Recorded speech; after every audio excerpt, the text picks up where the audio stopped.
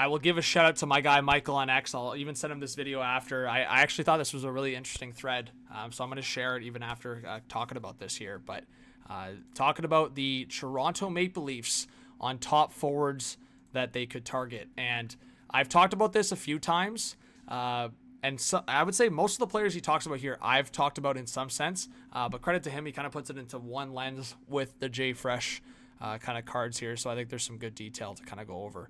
So Owen Tippett makes a lot of sense, I think, for the Philadelphia Flyers, and I've seen Flyers fans ready to move on. There's also been speculation that the Flyers have liked Nick Robertson in the past. So just in my head, I'm thinking, okay, if the Flyers already have enough guys that are playing this style, and maybe they're like, okay, Owen Tippett hasn't satisfied what we're looking for, could it be a combination of one of their young prospects, plus Nick Robertson, plus some draft capital? I don't know how it exactly would look like, but I do know the Leafs have obviously the flexibility right now, so they can make a trade like this, especially at the $6.2 million cap hit. It basically would fit in perfectly, and then the Leafs wouldn't be able to do anything else to the roster. Of course, I think they would have to bury Yarncrow and or Kampf or move those guys, but maybe if the assets are good enough going to Philly, that maybe, just maybe, they would take one of Yarncrow or Kampf, but that's a big if. Troy Terry from the Anaheim Ducks. This one's also interesting. I think when you're talking about like a next big move, the Anaheim Ducks, between Troy Terry, and I'll kind of spoil a little bit, he's got McTavish on this list as well. Between Troy Terry and McTavish, I think the Ducks are going to make another big move. I don't think they're anywhere close to done. I think the fact that Pat Verbeek has kind of put it out there that they're looking for success. Like now, they're looking for success in the near future. It just hasn't worked in terms of building the roster. They brought in a lot of veterans. So I just wonder, like from the scenario of maybe going after a big fish on the defense or a big fish up front, I do think they have their two centers going forward. I also think that them drafting Roger McQueen is a pure identity message on what they want. They want centers that are big and play with an edge, or big and play with dominance. I do think Mason McTavish actually kind of fits that mold a little bit, but the conversations of injury and himself maybe not being happy with a potential third line role, so that's kind of floating out there as well. But for Troy Terry, right wing, he just signed kind of that extension, a year or two ago, $7 million a year. It's really reasonable for his offensive output, so it's just kind of the scenario again for the Ducks. How do you see your top six shaping out? I don't think they want to move to Terry, but it's definitely a conversation. Nick Schmaltz is the one that I'm definitely looking at on Utah, because I look at Logan Cooley. There's talks that they're going to extend him. So I'm putting that out there. If they basically evaluate where they're at in their top six, they just acquired Peterka and extended him right away. So he's staying. Clayton Keller, they love, of course. There's no question about that. Logan Cooley, they want to extend, right? You look at those guys I just mentioned. The big conversation is, how do they see Nick Schmaltz? Do they see him as a winger, or do they see him as a center? Because right now, I think their top two wingers going forward are JJ Peterka and, of course, Clayton Keller. Dylan Guenther is right there, though. Guenther, you could probably put Guenther maybe ahead of Peterka in terms of his overall game. The production is somewhat similar, but Guenther's in there, of course, as well. So is Peterka on the left side or right side is another conversation. Is Keller on the left side or right side? And is Nick Schmaltz a center?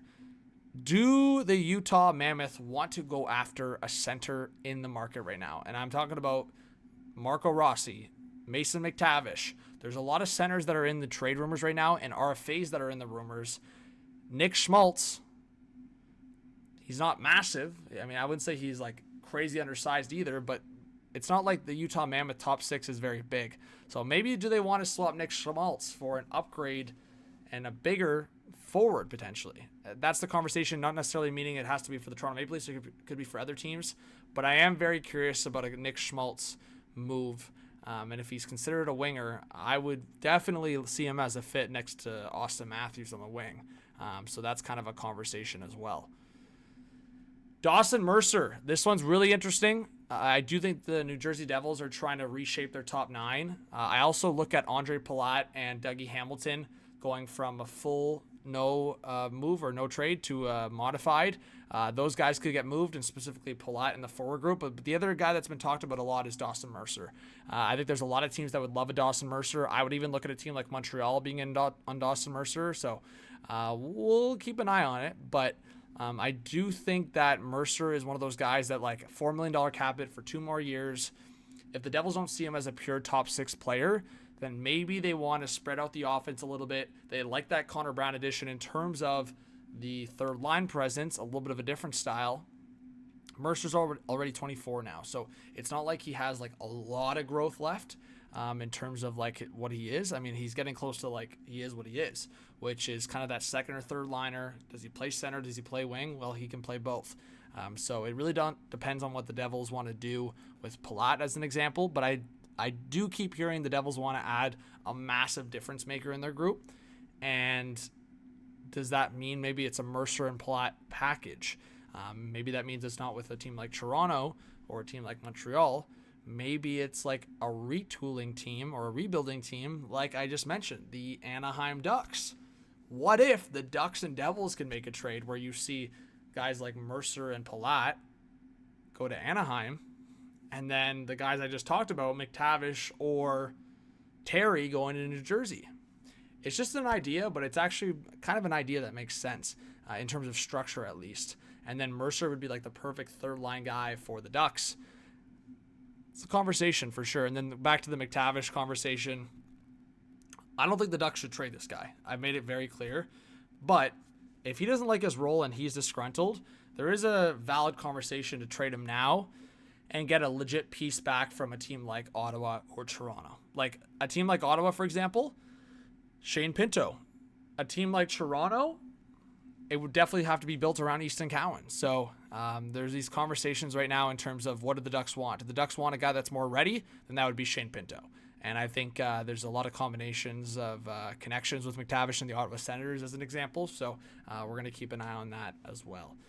But I do think the Toronto Maple Leafs, in terms of fits, big top 6 forwards, I got to give a shout out to Michael because I think this makes sense. I do think that Toronto is going to be one of the more active teams in the trade market. I know it's a conversation I always have, but I think they're one of the ones that are very active in terms of acquiring a top 6 forward, where other teams out there like a St. Louis, Utah, Calgary, they might be monitoring the RFA situation, trade situation, and maybe an offer sheet, right? Maybe a team like Montreal is still monitoring, but they like the Bolduc addition.